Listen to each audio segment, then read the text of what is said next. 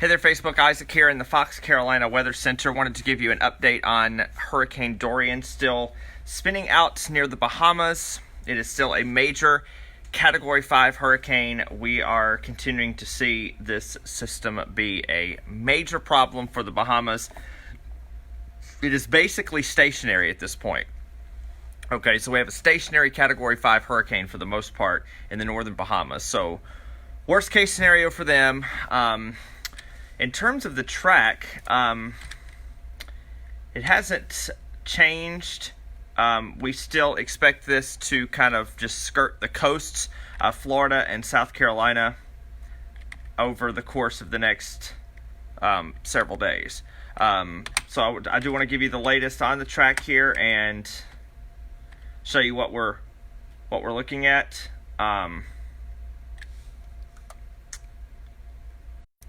We'll get some more people on here. Latest run.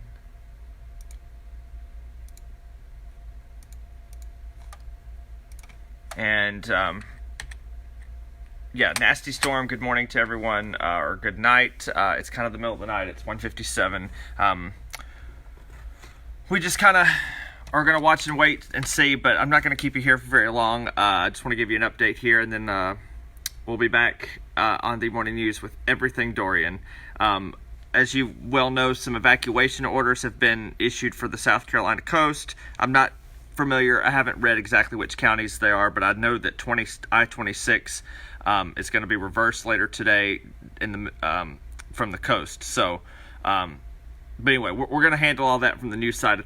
My job here is to talk weather. Here is Dorian, major Category 5 hurricane. About, let's see, the center of this storm is only about 100 miles offshore of Florida. And as you look at the 3-hour loop, it's basically moving west at about 4 miles per hour.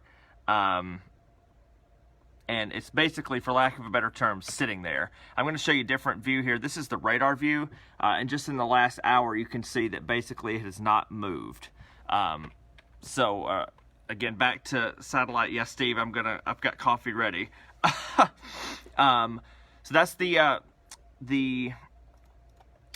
big view. I'll take you in for a closer look just to show you that Sweeting Cay, High Rock are in the eye wall now. Freeport is getting battered by winds, and the eye wall, or the entire eye, is about 23 miles across.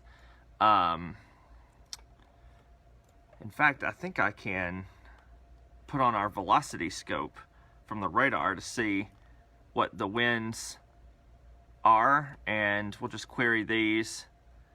190 miles per hour. And again, the radar beam is up just a bit, but that just goes to show you that, again, the radar beam here is probably 4,000 feet, 3,000 to 4,000 feet up. So it is sampling winds at 190 miles per hour on the south side of this eye wall. So that is insane, winds. And we're continuing to see wind gusts closer to 200. And this may be, just a wind gust that's getting brought down to the surface. But one way or another, the winds are incredibly strong. It is a 5 still with 175 miles. It's moving west at 5 miles per hour. The pressure is 916. We have seen this number come up slightly. So, again, the weakening is happening. It is just being oh so slow. And when we say weakening, that is a very, very, very relative term. Of course, we're not really seeing this be anything to bat an eyelid at, because it is still expected to be a Category 5 to 4 storm as it makes its close approach to the Florida coastline.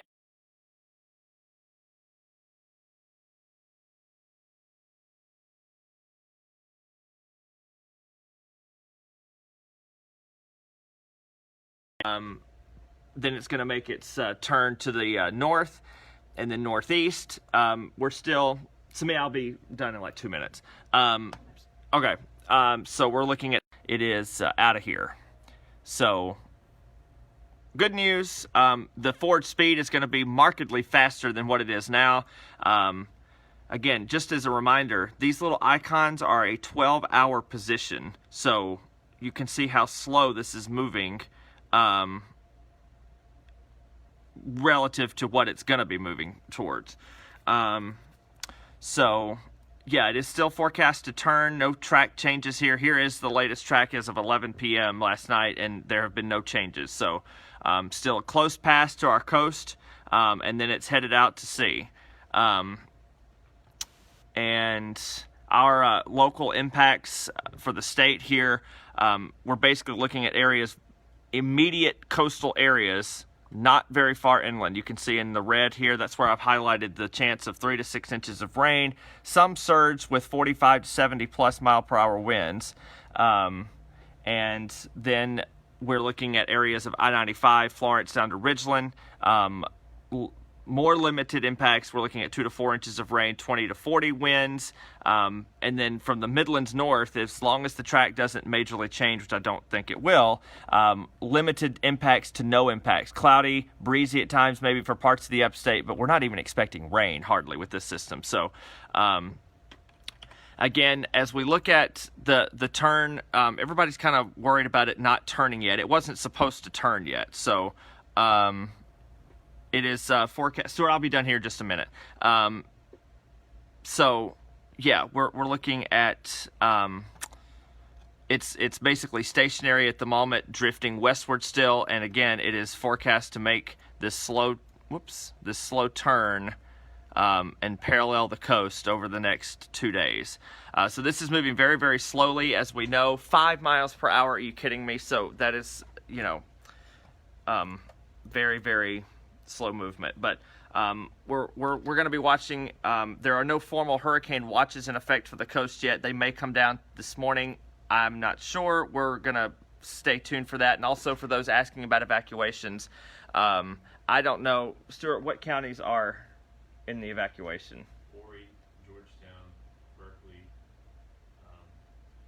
That's okay. So Berkeley, Georgetown, and Horry counties, and being told, are in the order at least. I'm not sure which zones, because you have zones on the coast. So we have that information on our website. Just a quick Google of foxcarolina.com/evacuation, sort of thing, should be able to give you everything you need to know. So again, it's just after 2 o'clock. We're going to continue to follow Dorian closely and bring you the very latest on it as it continues to make a very close pass to our coastline, and we'll continue to follow it for you. And we'll see you here coming up at 4:30 on the morning news. We'll see you later.